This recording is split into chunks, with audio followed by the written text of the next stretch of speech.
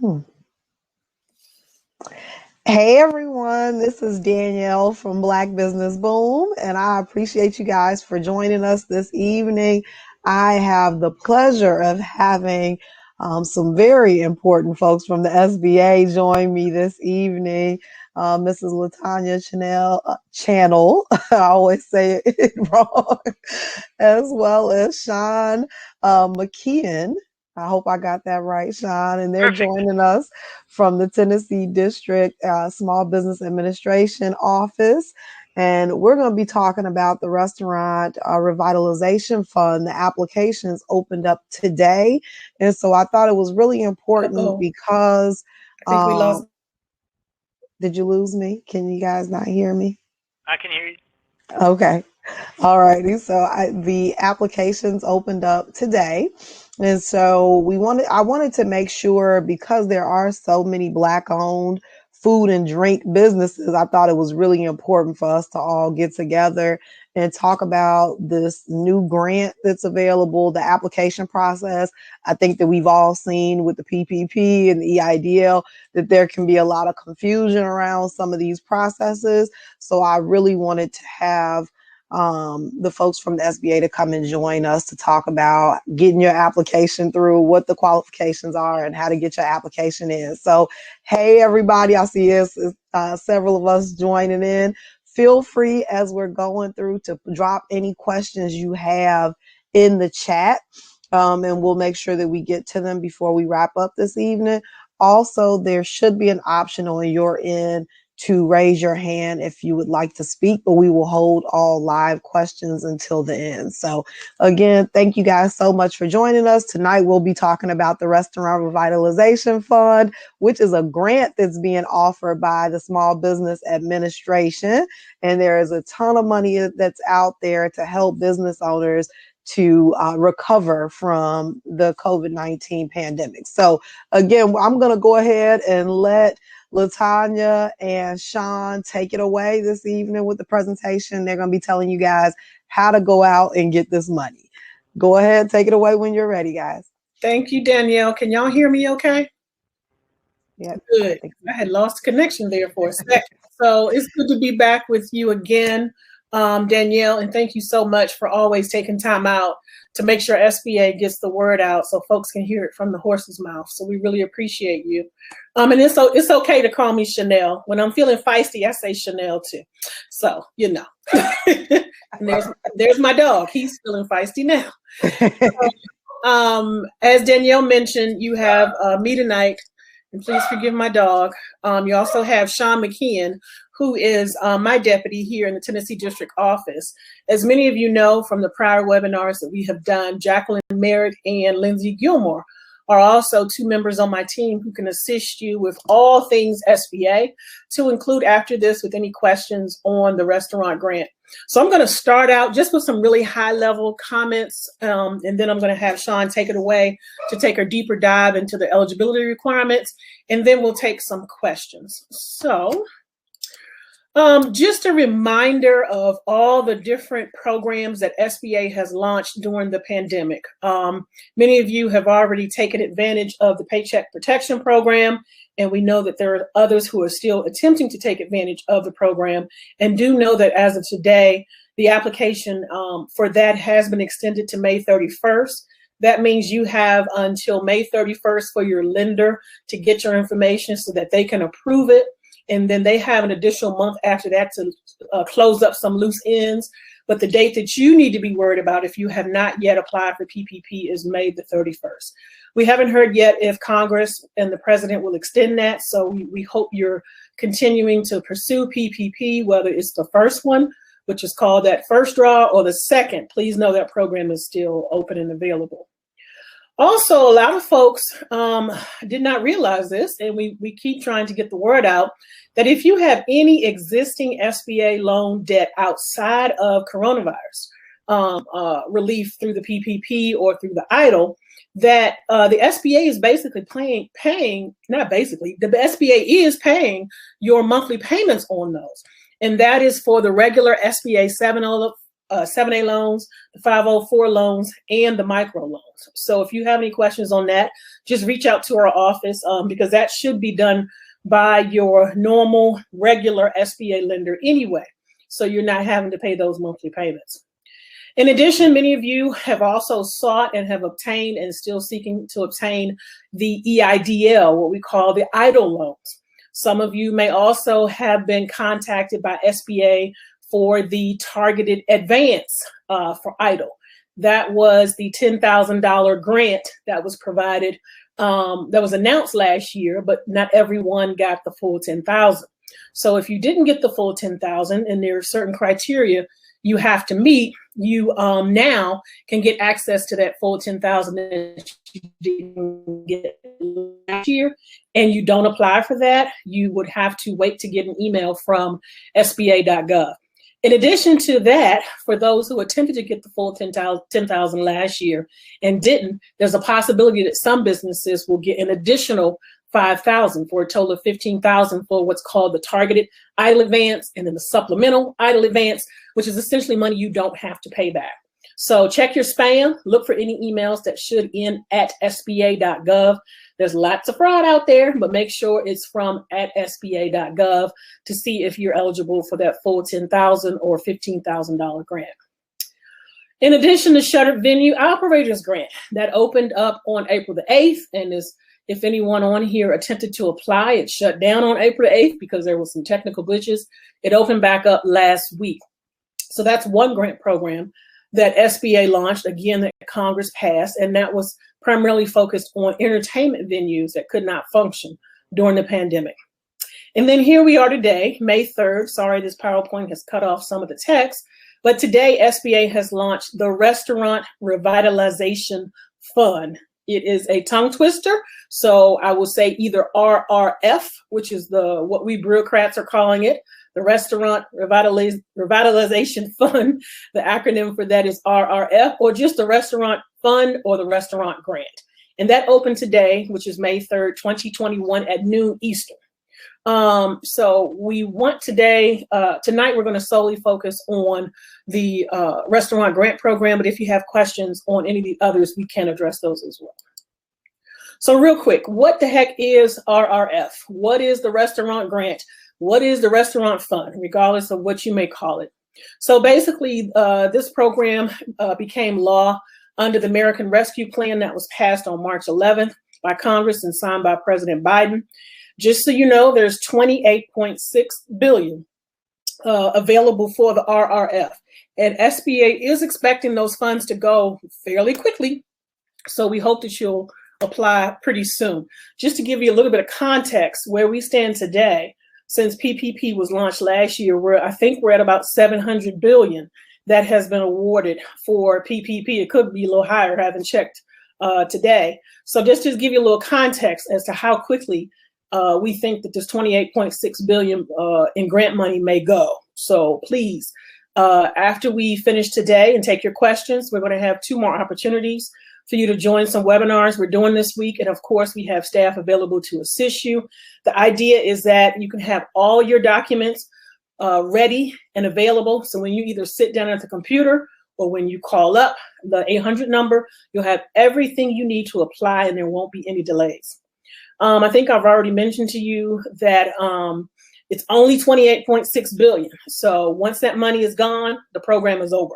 There is no necessarily a deadline for it. It's just once the money is gone. So some people have been asking us, what is different with the Restaurant Grant Program and the other programs that have been launched? This is just a real quick slide. It doesn't go into all the differences. As a matter of fact, if you go to SBA.gov, there's a handy dandy chart that will explain all the differences between all the programs I just mentioned. The EIDL loan and the SVOG and the RRF and the PPP and how those all play, because it's possible an entity could be eligible for all of those and they need to figure out, well, can I get all of them? How do I get all of them? How do I get access to them? But here's the big deal you need to know about the Restaurant Grant, the Restaurant Fund, the RRF. You do not have to be registered in any other government websites. If you attempted to apply for the Shuttered Venues grant, you were required to have what's called a SAM.gov registration. You were required to get a DUNS number and a CAGE identifier, which we call a CAGE code. You do not need that for the restaurant grant. Also, what's different? So for PPP and EIDL, you were limited to the types of expenses that you can use it for. The restaurant grant also has a list of expenses that you're limited to, that you can use it for, but it's a much longer list. So in many instances, let's say if you've accessed PPP and you're now seeking this restaurant grant, you can use this grant funds on a whole much longer list than you can on PPP. Also, one of the biggest differences for this restaurant grant program that's different than PPP, you apply directly with SBA, directly to our agency where me and Sean work, and not to a bank, and all decisions are being made by SBA employees, and you do not have to go through any type of forgiveness process. Another thing to note is that if you have traditionally used an ITIN for your business, traditionally these are businesses where the owner doesn't have a social security number and they have what's called an ITIN number. These are also acceptable for this restaurant grant program. So who's eligible? So what types of businesses are we talking about? I've talked to quite a few business owners and talked to some folks in the media who are shocked by the types of businesses that are eligible. So look at this list real quick. Obviously, if your business is a restaurant, well, guess what? If it's a food truck, and not just a food truck, but also food carts and food stands, caterers, believe it or not, bars and lounges and taverns are also eligible for a grant from this program. Snack and non-alcoholic beverage bars like coffee shops and ice cream shops. And if you look at the remaining businesses that are on the list, bakeries, brew pubs, breweries, wineries, inns, and you'll notice that there's some qualifying language in parentheses that says, as long as on-site sales show 33% of gross receipts. We'll get into that a little bit later, but the bottom line is only for those where you see that parentheses, where those businesses have to take the extra step to show that they have at least 33% of their gross receipts of on-site sales to the public, that's food and beverage. All the rest that are listed at the top, restaurants, food stands, food trucks, food carts, caterers, bars, saloons, lounges, taverns, coffee shops, ice cream shops, those are automatically considered eligible. You don't have to take that extra step to prove how much of your sales are in food and beverage. Okay. Some other information. So remember I said to you that for the restaurant fund, the restaurant grant, the RRF, there's a much longer list of expenses than under PPP. So the way that we're trying to help the public to understand this is think about three big buckets. One are your normal business expenses, two would be any construction expenses, and three would be business debt. So for example, let's say if your restaurant has some credit card expenses from actually going as far as last year, you can use the restaurant grant to cover those credit card bills. Let's say if the business has lease payments or mortgage payments that are due currently, that have been due in the past, and we'll give you that date, how far back you can go, that are due in the future, and we'll give you the date, how far that can go. You can use these funds to pay that lease. You can use the funds to pay the mortgage expenses. Note on the very left where it says business expenses, if you look down at the bottom, there's a whole host of expenses that you could not use necessarily for PPP that you can use for this restaurant grant. Insurance, for marketing, licensing fees, for legal fees, for your point of sale equipment. All of these things will be covered that you can use this restaurant grant for. And that big bucket in the middle, construction expenses. If you have to construct outdoor seating, that's so that folks can sit outside and you can meet the requirements, particularly in your particular county, on how to social distance your customers, and you have the ability to construct outdoor seating. You can use these funds for that. Let's say you've already done construction of outdoor seating. You can use these funds for that as long as it goes back to, doesn't go beyond a certain date in the past. Let's say you're planning on constructing some outdoor seating. You can use these funds for that, even if you haven't started, as long as it doesn't go past a particular date in the future. And pretty soon I'm going to tell you what those dates are. You're going to be surprised by the big span of time that you'll have to spend this money. So this is a quick note. We'll pull this back up again before we're done tonight so you can actually see the longer list of expenses that you can use the restaurant grant for. And let me also note this. I said it, but I just want to be absolutely clear. You can actually set aside some funding, some of the funds that you receive from this restaurant grant to pay your future lease payments or your future mortgage payments. You can't prepay them, but you can set the money aside so when that month comes, you can use these funds to pay those future lease or future debts. So how much can you get with the restaurant grant? So the maximum amount per location is $5 million. And if the business owner actually has more than one location, then the total award can't go above $10 million total for all of the applicant business and any other affiliated businesses. The minimum amount you can get is $1,000. So if when it comes down to the calculation, if that adds up to less than $1,000, you can't get this. But as long as it comes up to $1,000 and doesn't go up to $5 million, more than $5 million per location, that's the amount that you can get for this fund. What else? So remember when I said to you that there's a long window of time where you can use these funds for your business. So the funds have to be spent on expenses that were or are incurred between February 15th, 2020 and March 11th of 2023. So remember what I said. Let's say if you went ahead and you constructed some outdoor space because that was going to help you generate business and people would actually come and sit outdoors when they couldn't or wouldn't sit inside. If you did that construction anywhere between February 15th, 2020 and March 11th of 2023, you can use these funds for that construction, whether it already happened or whether you're planning it for the future. That's key. Same thing for all the other expenses listed.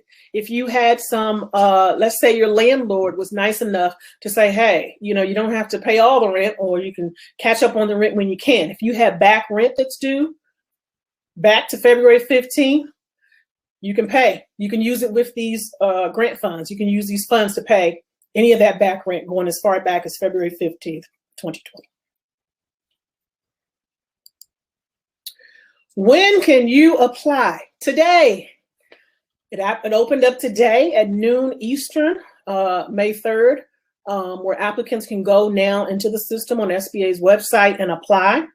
There's 3 different ways to apply, which we'll share with you before we're done. Basically, you can call on the phone to apply. You can sit at your computer to apply.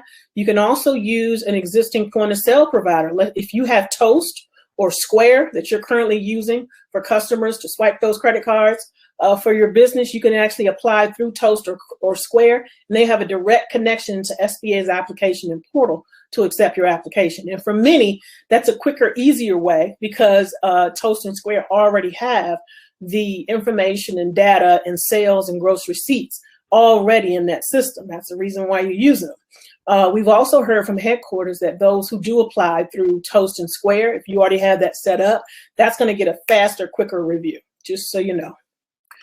So what's also important to know is, as I mentioned, the portal applications started being accepted today at noon Eastern. So in the legislation, I think it was last week I was listening to a webinar done by headquarters, and they noted that it was Congressman Maxine Waters who made sure that SBA set aside a 21-day priority period to make sure certain applicants get access to these funds first. So that 21-day period started today, May 3rd. And ends on May the 24th. And here's what that means. Applications from small businesses that are owned by women, owned by veterans, or owned by what the SBA statutes call socially and economically disadvantaged applicants will be funded in the first 21 days. Does that mean that non-women owned, non-veteran owned, or non-disadvantaged businesses can't apply? They can apply, but they won't be processed and funded until after the second group, after the priority group of veterans, women, and disadvantaged applicants are done, okay?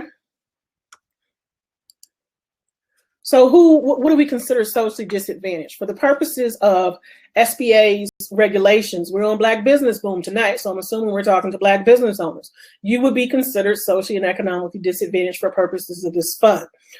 Essentially, you self-certify in the system that you meet one of these groups, women, veterans, or socially and economically disadvantaged, and your application will get that priority. But just real quick, just to be sure, make sure your business is 51% owned and managed by one or more of these individuals. There's a good example here. Let's say if you have multiple owners, as long as you have, you add up all the percentage of all the owners, and at least 51% or more are owned by women, veterans, associate, and economically disadvantaged, you do meet this criteria for priority. The example on the screen says an applicant has 5 owners, each one has 20%, 2 are veterans, 1 is disadvantaged. SBA will consider this applicant to be 51% or more owned by those who are in the priority group. And I hope you guys can see me. My office is getting kind of dark. So this is just a quick note that for businesses who decide to all of a sudden decide to reorganize so that they can meet this 51% criteria, those will be automatically disqualified. There will be a human being on the other side of the phone and also on the other side of the SBA computer evaluating these applications. So this is not meant for people to go out and quickly reorganize to meet that priority funding group. So I already mentioned to you what's considered socially disadvantaged. That includes Black Americans, Hispanic Americans, Native Americans, Asian Americans, etc.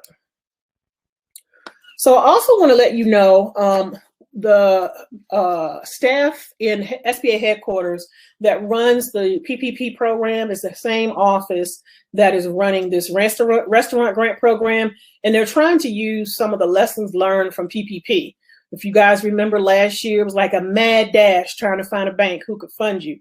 It was a mad dash for the small business owners to try to hurry up and get to the bank before some of the larger ones did. There were many minority and women and veteran-owned applicants who felt like they were shut out or they were at the back of the line versus the front.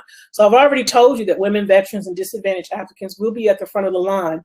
But what I didn't note is that Congress has also set aside certain dollar amounts of that $28 billion for the smallest of the small businesses. And so you can see here, for instance, if the business has gross receipts of $50,000 or less, there's like an additional $500 million out of that $28 billion set aside just for those, to make sure the smallest of the small get access to these funds. So how do you apply? 3 ways. I said this earlier. You can go on to restaurants.sba.gov. You can go through your point of sale vendor, Toast and Square, or you can call. You can actually do a telephone application with an SBA employee at 1-844-279-8898. Here's what I need you to know though. Processing is going to take longer if you do it over the phone. I also want you to know, and you can share this with some of your colleagues as well, there is support for up to 10 languages with a human being at that 844 number. That number, there's a human being available 8 a.m.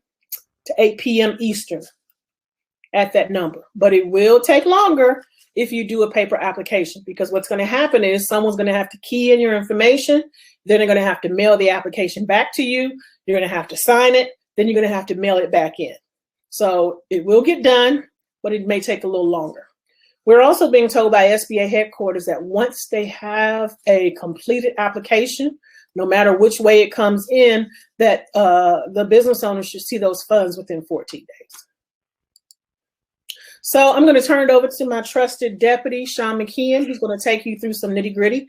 I hope you have your pen and paper because, to be honest, SBA headquarters did a great job of trying to simplify some of the calculations, to try to simplify who's eligible, to again, not to repeat some of the same mistakes from last year's mad dash to PPP when there was so much confusion. So, but still, have your pen and paper out because we got some specifics that you need to know. And now shut up, and Sean, you can take it away. All right. The agenda that we're going over from henceforward: who is ineligible, type of business structure is eligible, how much will you get, how to calculate the RRF grant, dollar amount, and what documents are needed. Restaurant Revitalization Fund. There's a recap of who is eligible. LaTanya went over these in an earlier slide, but if you want to see it again, here are all the entities that are eligible. Bear in mind that all the entities listed above that have an asterisk are presumed to have greater than 33% of their on-site in 2019 food and beverage gross receipts. But as you see, it's a litany of different kinds of businesses that are eligible.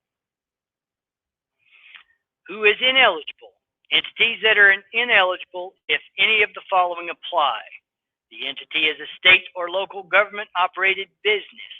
As of March 13th, 2020, owns or operates, together with any affiliated businesses, more than 20 locations, regardless of whether those locations do business under the same or different names or are in different industries. You have a pending application for or have received a shuttered venue operators grant. The company is a publicly traded company, is permanently closed, is a nonprofit organization, is not eligible for funding of at least $1,000, as LaTanya alluded to earlier. Who is eligible by form of organization? Eligible applicants must be one of the following forms of organization: C corporations, S corps, partnerships, limited liability companies, sole proprietors, self-employed individuals, independent contractors, tribal businesses, and LLCs taxed as S corps or sole proprietors. Who is eligible from a franchise standpoint? Any business concerned as a franchise and meeting all other program requirements is eligible. The franchise must be listed on the SBA franchise directory. In the application portal, applicants will be able to look up their entity on the SBA franchise directory. For brands not listed on the directory, including brands that have previously been denied listing on the directory because of affiliation issues, the franchisor must submit the franchise disclosure document or other agreement and all other documents as the franchisee is required to sign to franchise@sba.gov for review. For review of SBA's other eligibility criteria, check 13 CFR section 120.110. Who is eligible in terms of bankruptcy? Applicants that are operating under an approved plan of reorganization under either a Chapter 11, Chapter 12, or Chapter 13 bankruptcy and meet all other program requirements are eligible for funding. An applicant is not eligible if it has permanently closed, filed a Chapter 7 liquidation bankruptcy, or filed for either a Chapter 7 or Chapter 11, 12, and 13 bankruptcy, but is not under an approved plan of reorganization. Permanently closed doors does not include businesses who temporarily close their doors due to state or local restrictions or other pandemic causes, but are still in operation or have reopened. What are eligible uses of funds? This was gone over by LaTanya earlier. Please check this listing again.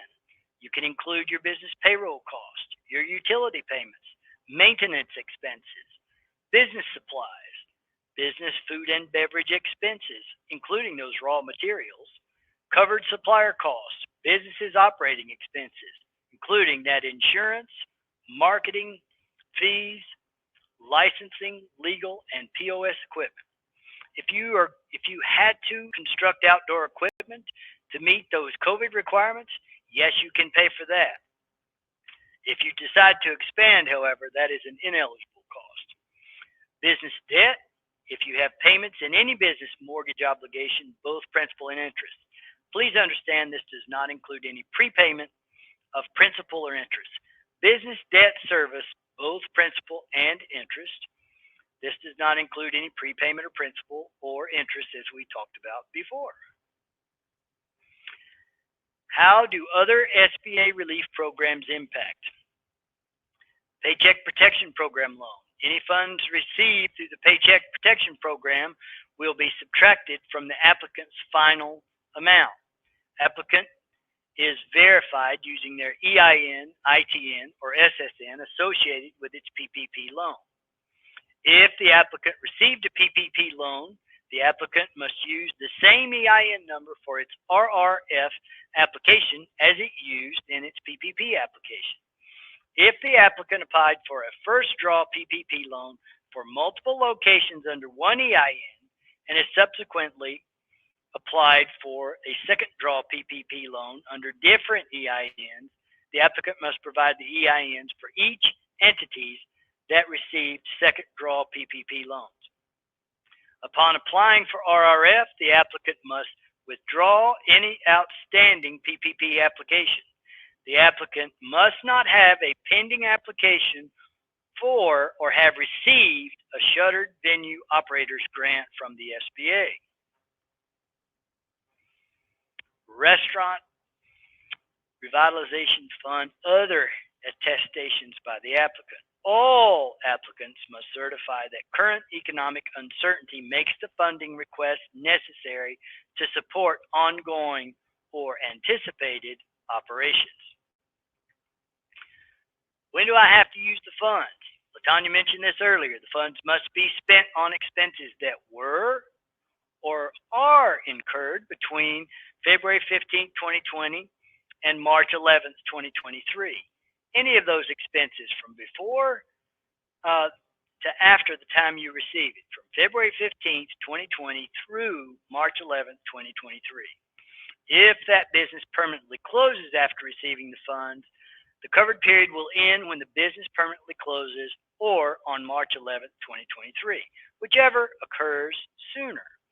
Any funds spent on eligible expenses by the time the covered period ends must be returned to the government. When do I have to use the funds? Continued. Use of funds assessment. After the total awarded funds have been exhausted, entities must provide a detailed expenditure report and certification for the required period. Until applicant completes the use of funds assessment beginning December 2021, applicants are required to provide self-reported, unaudited data detailing the use of the distributed funds each year through 2023. SBA will provide additional guidance that outlines the detailed reporting requirements and procedures in the coming weeks. Restaurant Revitalization Recount. Third time around, what are the eligible uses of these funds? See them again before you. I will hold for a moment in case you want to take a picture of this slide. These are all the eligible uses of the RRF funding.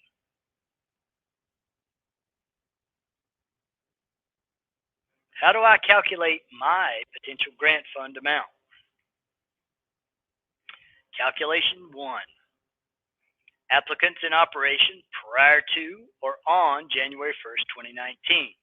You should use your 2019 gross receipts minus your 2020 gross receipts minus any PPP loan amounts.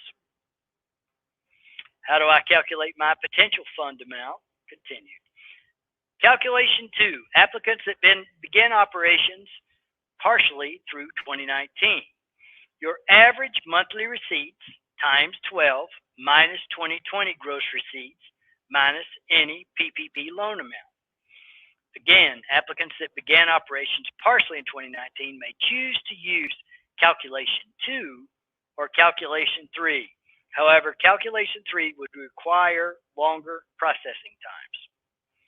Calculation 3. Applicants that began operations on or before January 1st, 2020 and March 10th, 2021, and applicants not yet open but have incurred eligible expenses as of March the 11th, 2021. Total amount spent on eligible expenses between February 15, 2020 and March 11, 2021, minus 2020 and 2021 gross receipts minus any PPP loan amount. Applicants that began operations partially in 2019 may choose to use either one of these, as I said before, calculations 2 or 3. Reminder, calculation 3 would require longer processing times. How can I exclude my 2020 gross receipts?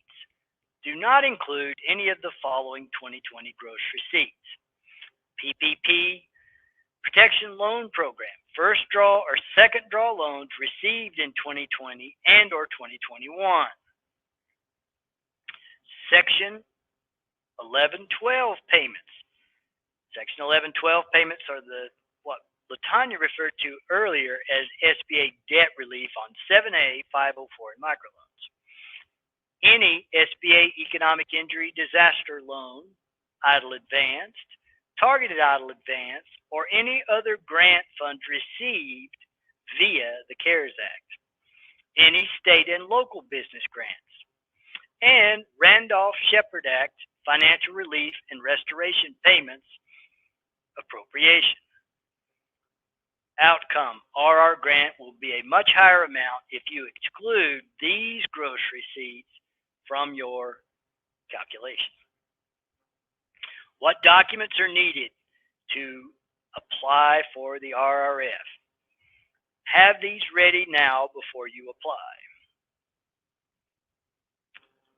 The application, the SBA Form 3172, completed, initial, and signed.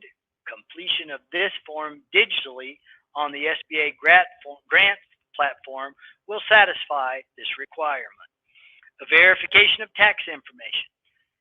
Please include the IRS Form 4506T, completed and signed by the applicant. Completion of this form digitally on the SBA grant platform will satisfy this requirement. Just as an explanation, the IRS 4506T allows the SBA to access your transcripts of account of your tax returns to corroborate any documentation that you're submitting for this grant application. Gross receipts documentation. Any of the following documents demonstrating gross receipts and, if applicable, eligible expenses.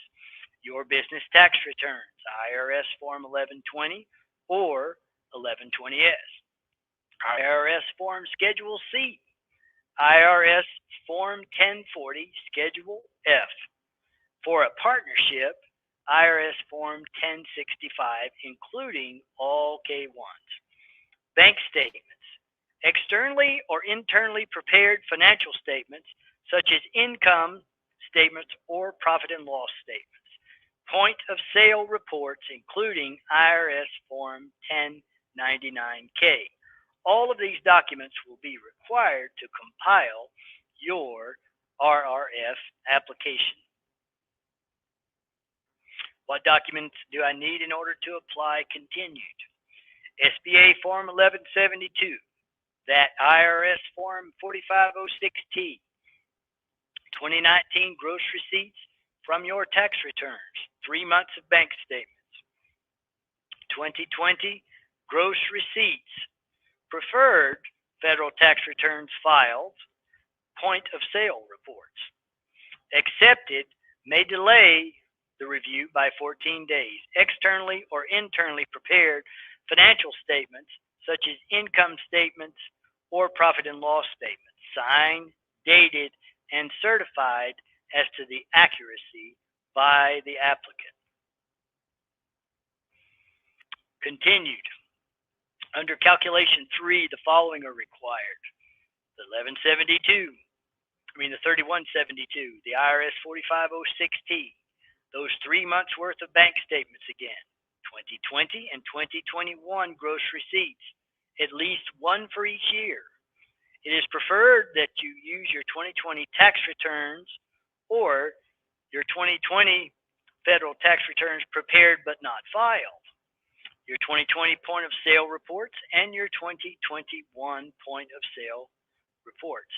Eligible expense documentation, at least one, and required appropriate supporting documentation for specific eligible expense type. Preferred a CPA comfort letter with the accompanying profit and loss and balance sheet documentation.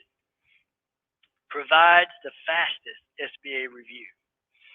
Accepted, but may delay your review by 14 days, externally or internally prepared financial statements such as income statements or profit and loss statements signed, dated, and certified as to the accuracy by the applicant.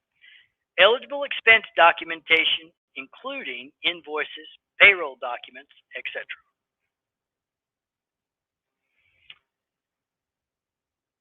In addition to the documents on the prior slide, for applicants that are a brew pub, a tasting room, a tap room, a brewery, a winery, a distillery, or a bakery, documents evidencing that on-site sales to the public comprise at least that 33% of gross receipts for 2019, which may include tax and trade bureau forms, state or local forms filed, or internally created reports from inventory management, sales reporting, or accounting software. For businesses that opened in 2020, the applicant's original business model should have contemplated at least 33% of gross receipts in on-site sales to the public. For applicants that are an in, documents evidencing that on-site sales of food and beverage to the public comprise of at least that 33% gross receipts for 2019. For businesses that opened in 2020, the applicant's original business model should have contemplated at least that 33% of gross receipts in on-site sale of food and beverage to the public. How do I get help applying? You can call that 1-800-279-8898. You can call our office or go online and email us at tn@sba.gov. There is help in multiple languages. As LaTanya alluded to earlier, if you call this number, 10 different languages can be supported for your assistance with your RRF application. Some more good info to know. The best practices in applying for RRF, please provide complete documentation. Applicants that are incomplete will be rejected. The review process will restart when complete documentation is provided. Delays could jeopardize the applicant receiving the award. Leverage your resources. While not required, the use of CPAs and other accounting professionals may help ensure a complete and well-documented application. Small business development centers can help too. Application corrections. SBA is not able to make corrections on behalf of the applicants. Applicants who require corrections will need to contact the call center, again at 844-279-8898. Applicants who still intend to apply for PPP. RRF applicants are advised to complete their PPP application in advance of their RRF application. When can you apply? Now, as of today at 12 noon Eastern Time, the portal opened. How can you apply? Directly through that platform at restaurants.sba.gov. Through those point-of-sale vendors that LaTanya mentioned earlier. SBA is actively looking for other partners as well. And through the telephone at 844-279-8898. And as a reminder, telephone applications will have longer processing times. Q&A. Any questions, please let us know.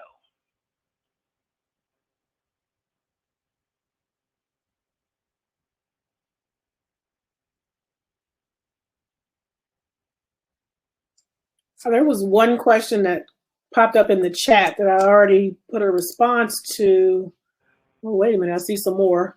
I think, trying to get used to this platform. Someone was asking, can startup firms apply? And at the time I posted in there, Sean was going over the calculations, because there are some instances where restaurants were about to open, but things got slowed down during the pandemic. So pay close attention to what's required in calculation 3. And if you use calculation 3, you will be required to provide supporting documents that you actually had those expenses in getting ready to open up a particular restaurant. So it's possible, but you got to make sure you meet the date time frame for when the expenses were paid out. Someone asked, when will the funds be dispersed? If your application is complete, headquarters is telling us within 14 days. I'm blind, y'all. This text is so tiny. So if y'all can see some of these questions too, throw them out because I can't see them.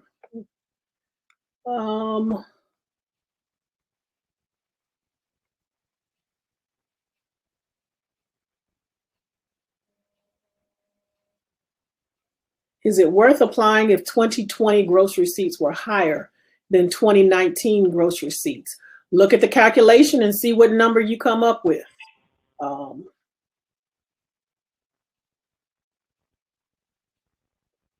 Sean, do you see any other questions? One asked, my business was showing a growth of 12% over the last 4 years. In 2020, we just broke even. So if a restaurant broke even, this wouldn't be something to apply for? Look at the calculation. So I'm going to go back real quick if I can to the calculation. So I would highly recommend if you were in operation in 2020 or were starting to open up in 2020, look at the calculations. Their calculations are pretty simple. So going back to that particular question, I'm assuming you were in operation before January 1, 2019. It's a simple calculation. Take 2019 gross minus 2020 gross minus PPP, and whatever that number is, that's the potential fund amount. So if that number's 0, then there's your answer. Or less than 0, then there's your answer.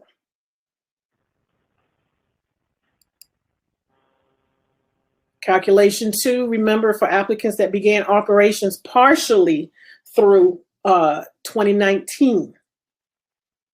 And note the calculation for those businesses that began partially in 2019 can choose calculation 2 or calculation 3.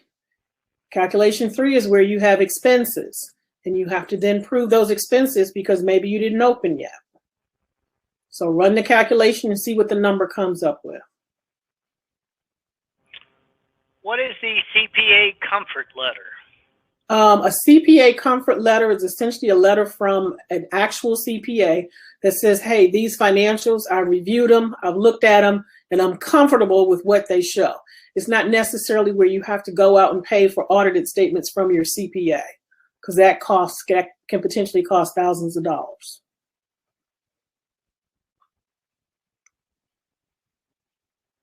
We appear to have exhausted the questions in the chat.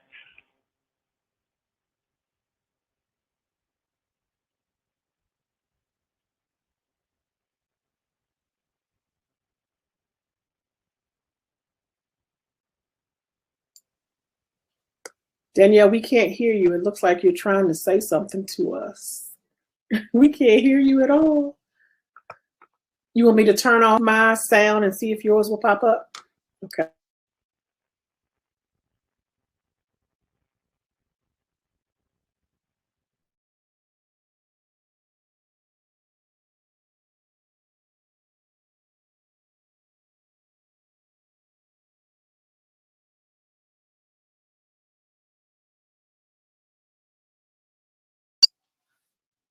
I just turned my sound back on. We still can't hear you, Danielle, even when I turn mine off. I turned mine off as well. I'm gonna log out and see if that'll work. Okay, and then I'll come back in as an attendee. No, I don't want to end the event. How do I get out of here without ending the event?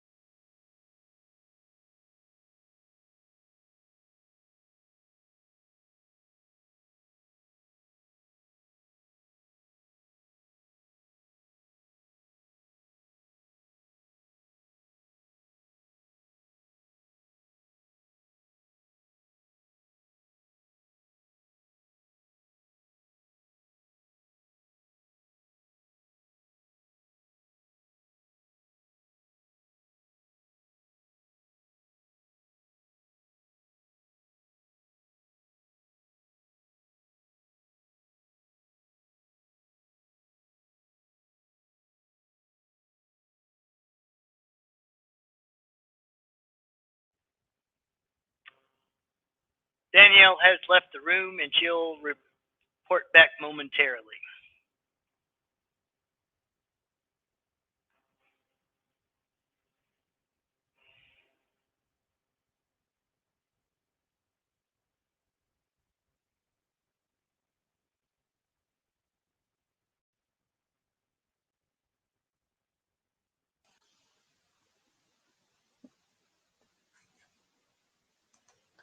All right. How about now?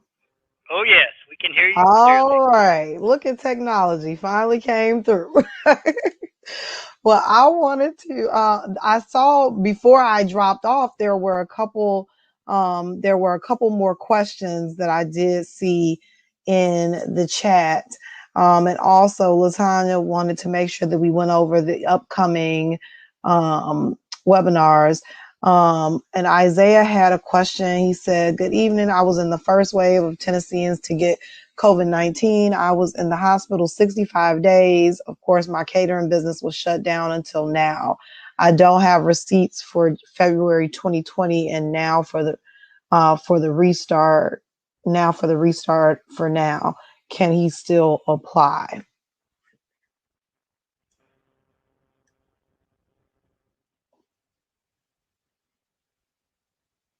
I think Sean is going back to one of the slides that should be able to help. I think it's a challenge, but he probably can use this calculation 3. Okay. I mean, I guess it can't hurt to try. If you try to get the calculation down, it can't hurt to try. And let's see, did we miss any other questions? I thought we did, but when I came back, I couldn't see the questions from before I left. If you all have any questions, please drop them in the chat. There should also be a request to speak button if anyone wants to speak up and ask any questions. Sean, can you let us know about the upcoming webinars? Absolutely, I can.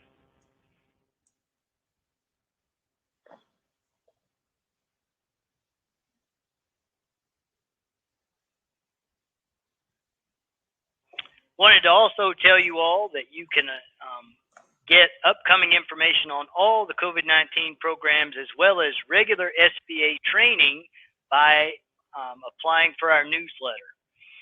Also, you can get free business counseling from SCORE and from these entities listed below, including the Tennessee Small Business Development Center. Upcoming webinars. Every Monday at 11 a.m. Central Daylight Time, we offer an SBA Get the Facts on PPP, EIDL, SVOG, and RRF.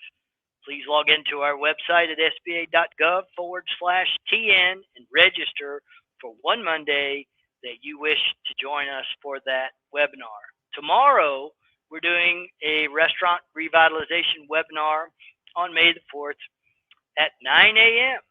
Central Daylight Time. Please join us again if you want to ask further questions and learn more about this program. Also on May the 5th, we conduct a SBA reconsideration process for the COVID-19 economic injury disaster loans. Come learn about the reasons for decline of the EIDL loan and the documentation required to obtain reconsideration for that. Again, all of these trainings are offered at sba.gov/TN in the calendar section of our website. SBA financing options. On May the 6th, we'll offer a webinar on that. Please join Eventbrite or access the SBA Tennessee District Office calendar. On May the 7th, we're offering another RRF webinar where we can answer your questions and go over the process yet again. SBA's 101. All the SBA resources that we provide existing and startup businesses will be offered on May the 12th. On May the 18th, there'll be a class on time management. Small businesses I know are ever looking for ways to manage their time with all of the required things that they have to do. And on May the 25th, how Tennessee Small Business Development Centers can help your business. join us for any of these. Fantastic. Thank you so much. Let's see if we missed any other questions. What's going to be the best way for folks to contact you guys, Sean, if they do have any direct questions or run into any issues? There we go. Look at that. Perfect. All right. Lindsay Gilmore and Jacqueline Merritt are amazing and they are extremely helpful. The phone number you're seeing on your screen is directly to the Tennessee SBA office where you can speak to a live person. So I suggest if you have any questions that you use that that number and that email address there, or email Jacqueline or Lindsay directly. They're extremely helpful and very responsive.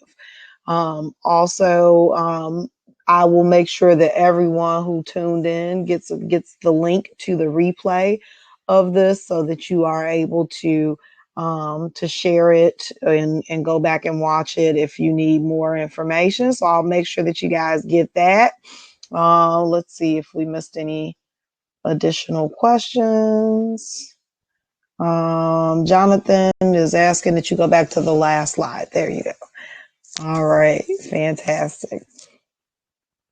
All right, so again, I am really grateful to have the opportunity to have the folks from the SBA to come and talk directly to some Black business owners. I know how difficult it can be navigating all these applications and having to produce documentation and all that. I know it can be quite a lot. So I really wanted to bring you guys this information directly. Also, for those that don't know, Black Business Boom is launching a printed food and drink guide to Black-owned Nashville.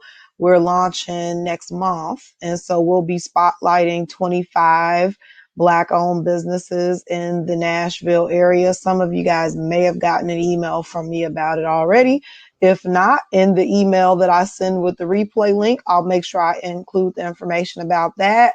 Again, we'll be spotlighting 25 Black-owned food and drink businesses in a printed and digital guide that we'll start to distribute on Juneteenth. So I'm really excited about spotlighting some Black-owned businesses in the new guide that we're producing. And again, you'll have a physical copy now as well as a digital copy. So look out for that information from me as well. You guys have the information on how to get in touch with the SBA. So if you have any questions, please reach out. I want to thank LaTanya and Sean for joining me. It was amazing to have you guys and be able to get this information directly from the SBA, because we know how difficult it can be trying to get through a lot of times for government agencies. So I really appreciate you guys always showing up and being willing to give directly to the Black business community through Black Business Boom. LaTanya had one more note she put in the chat around that if you do not have to submit documents up front for calculation 1 and calculation 2, which makes it a little easier, but you do have to attest that the figures are accurate. So keep that in mind as well. A lot of great information. Look out for the replay for me. It'll probably be the morning, first thing in the morning. You will have the replay link though, so that you can watch it, but also feel free to share that replay link with any friends, family members, colleagues, or anyone else who may have a food service business. And I think that's it. Thank you guys so much for joining me again, everyone who tuned in. Thank you for having us. Yes, thanks so much, Sean. You were amazing. Great information. And everyone have a great evening.